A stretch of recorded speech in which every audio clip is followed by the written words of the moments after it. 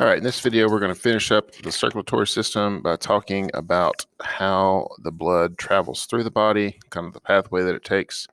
Be looking at also some of how the electrical system of the heart works very, very briefly, not going a whole lot into that. It is very complex, and we're just going to kind of scratch the surface, keeping it simple. All right, so as we're dealing with the path that the blood takes through the heart, we are going to start with the blood returning from the body into the right atrium.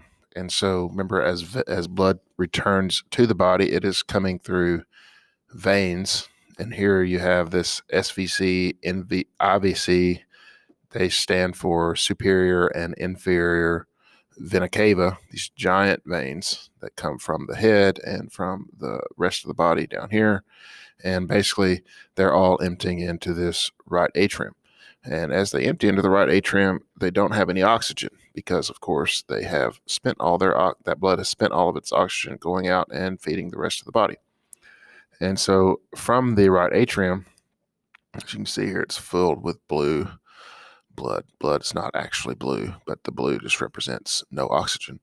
And so from the right atrium, it's pumped into the right ventricle.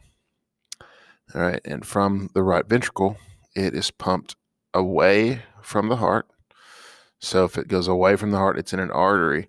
And so these arteries are called pulmonary arteries. Anytime you see that word pulmonary, it stands for lungs. And so these are arteries that take the blood to the lungs. They're going to the lungs to do what? Well, to get rid of their CO2 and to pick up oxygen from the lungs. And that's what happens here. All right, oxygen poor blood returns to the body or from the body.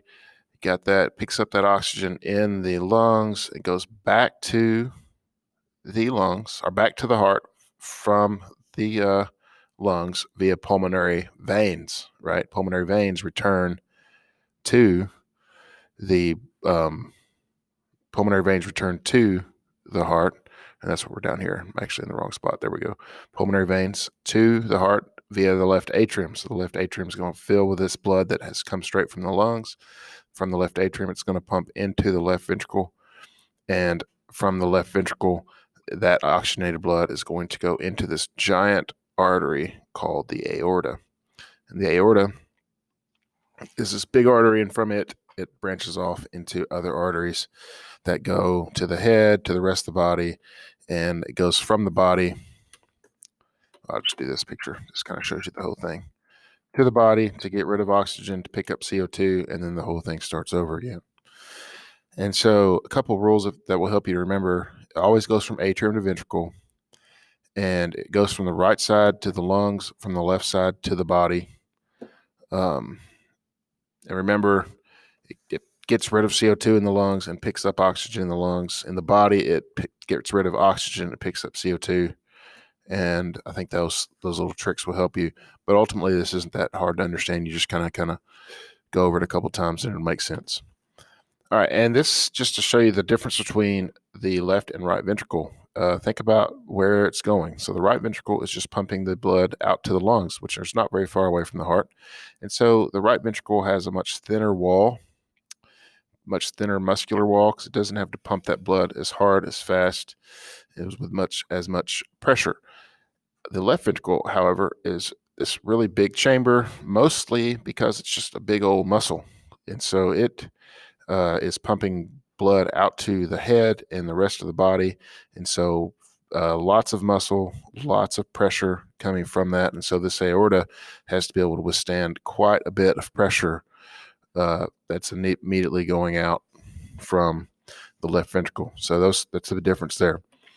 A couple things about the blood vessels that actually feed the heart itself. And so the blood vessels that feed the heart itself are called coronary blood vessels. You have coronary arteries and coronary veins. And this is its own kind of mini circulatory system. So the shortest circulatory system in the body, because it just goes around the heart, and it's delivered when the heart is relaxed. So it all pumps, and then when it relaxes, these blood vessels do their work. The left ventricle obviously has to receive the most supply of that because of the work it does. But both of these coronary arteries that go away from the heart get their blood directly from the aorta, as you can see that here, and then they go out and do their work. The heart receives approximately 1/20th or 5% of the total blood supply, which, if you think about the heart's size in relation to the rest of the body, it is much less than 5% of our entire body. And so it receives quite a bit because it has to do quite a bit of work.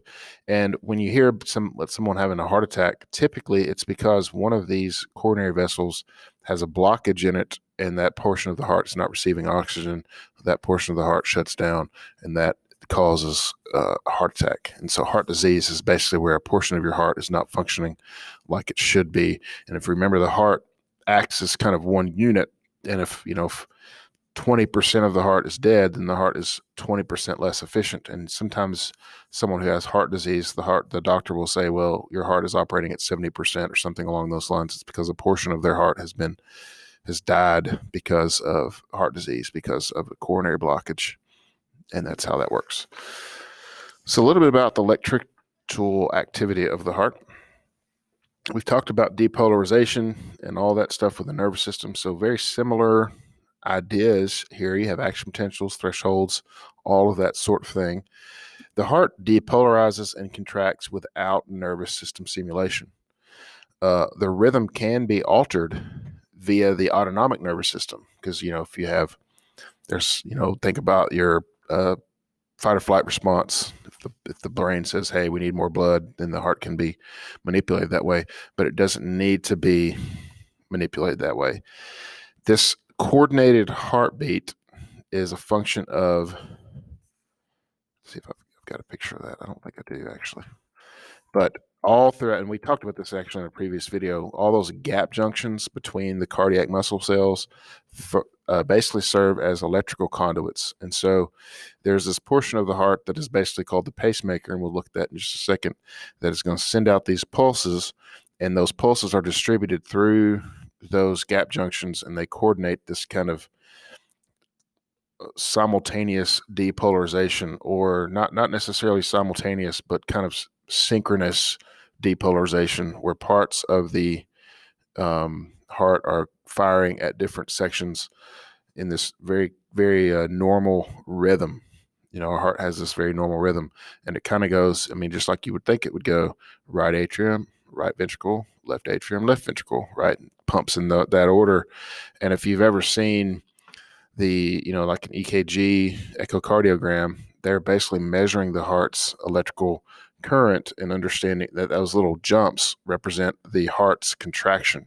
And you can actually, a trained cardiologist can look at that and see which one of the chambers is not firing just by looking at that.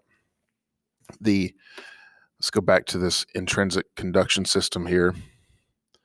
And this is just a system of cells throughout the body. They're not contractile cells. They're cells that just work to do this electrical impulse, and they initiate and distribute impulses to coordinate this depolarization and the contraction of the heart. As you can see, it's this whole system that's all throughout the heart, and you can see all these different names that are associated with that.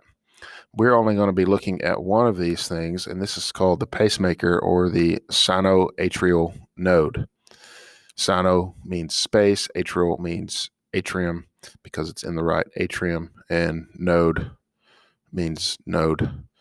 And so it's the sinoatrial node, or the pacemaker. This is typically what it's called. It's in the right atrial wall. It depolarizes faster than the rest of the cell, and so it spreads out that impulse throughout the cell. And you can see this system that is going through here. You have this other thing that we're not looking at, the atrioventricular node, and it spreads to that, and it spreads to the rest of the heart, and it keeps that rhythm all going.